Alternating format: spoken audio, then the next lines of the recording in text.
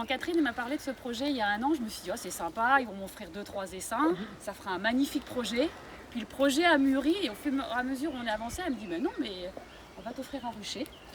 Donc la démarche, parce que les essaims, quand on ne les fait pas soi-même, il faut les acheter un an à l'avance quasiment.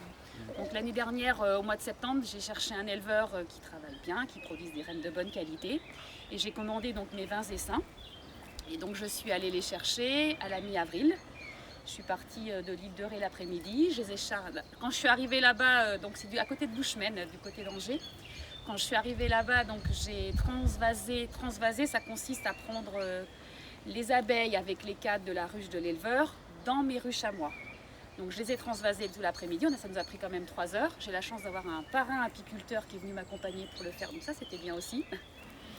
Et donc ensuite le soir, je suis partie tard le soir, je ne sais pas, il était 11h30 et je suis arrivée dans la nuit pour décharger les ruches. Et donc on a ce magnifique rucher. Donc elles sont toutes arrivées au départ dans des petites ruchettes, donc sur 6 cadres. Et après, donc depuis un mois, au fur et à mesure, je les transvase. Il y en a même certaines, vous pouvez le voir si vous voyez au fond les ruches, qui ont maintenant jusqu'à 2 hausses. Donc celles qui ont 2 hausses, ça veut dire que la première est déjà pleine de miel. Voilà. Il y en a d'autres qui sont plus petites parce que je profite aussi d'avoir des nouveaux essaims pour faire également moi à nouveau de l'élevage. Et donc c'est un rucher qui va produire à nouveau des nouvelles reines. Et puis c'est un magnifique projet parce qu'on a travaillé tous ensemble avec le Rotary, avec la Verdinière, avec la commune de Rivedoux. Voilà, c'est un magnifique projet. Voilà. Donc merci à tous.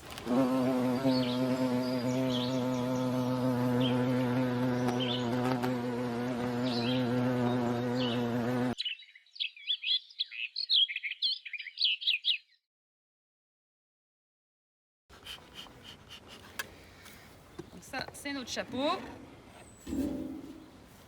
Notre plateau couvre-cadre. Alors celle-là, elle a été posée il n'y a pas longtemps. Donc elles sont dedans normalement, mais il n'y a pas énormément. Elles commencent. Vous voyez? Elles sont même bien dedans, en fait. Moi, je fais des ruchers de 20 ruches, mais on pourrait faire plus. D'accord. Et là, le miel qu'on va avoir donc, dans ces ruches-là, c'est un miel de l'île de Ré. Tu veux venir voir? Tiens, tu peux mettre la tête aussi, tu peux regarder. On va sortir un cadre.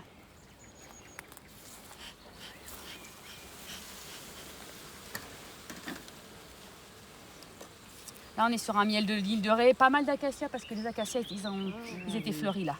Ah, c'est beau. Oh là là. Oh là là. Alors pourquoi il y en a du marron et du blanc? Ah, ça vient du nectar. Donc là, on est sur du nectar qui n'est pas encore operculé. Vous voyez, ça brille. Oui. Là, on est sur un miel qui est operculé, donc qui pourrait être amassé. Mais là, la reine, elle a pondu un peu. Elle a mis des œufs. Ça, c'est des œufs de mâle. Donc, à côté, il y a des œufs d'ouvrière. Je vais vous montrer après. Voilà. Ouais. Tu vois, Gabriel, ou pas? Oui. Alors, la partie basse, c'est la partie où il y a la reine, la plupart du temps, les œufs. Ouais. C'est une partie qu'on ne touche pas. On ne prend pas le miel, nous, là, en bas. Ah bon? On ne prend pas le miel? Oh là là. C'est impressionnant. Et là, on est dans le corps de la ruche. Hier soir, c'est magique. Oh là là. Alors par contre, on n'en fume pas quand je sors le cadre. Là c'est cher.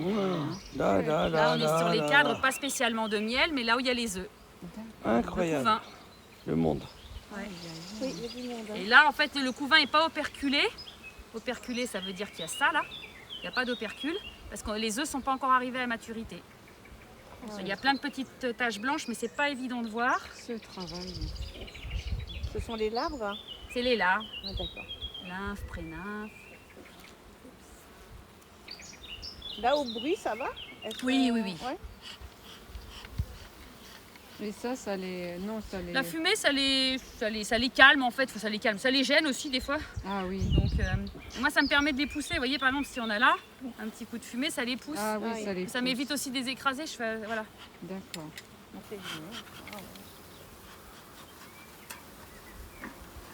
Ça va, Gabriel, tu vois suffisamment? Alors ça pourrait être un miel de printemps, mais souvent l'île de Ré, c'est rare qu'on fasse un printemps comme on fait sur le continent, les miels de printemps blancs en fait.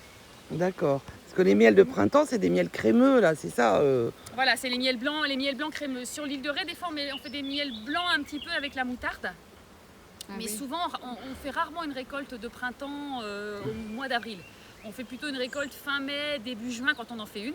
L'année dernière, j'ai fait du miel de masseron aux portes. Ah oui. Cette année, je vais vous montrer après, j'en ai ramené un petit peu.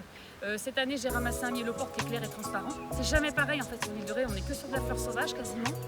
Et puis là, sur ce rucher-là, là, il y avait les acacias qui étaient ici. Et là, ça démarre sur les troènes qui sont en train de fleurir et on va voir les roncis aussi. Faut toujours éviter de passer devant. Merci les filles. Merci les copines de nous avoir autorisés à vous visiter.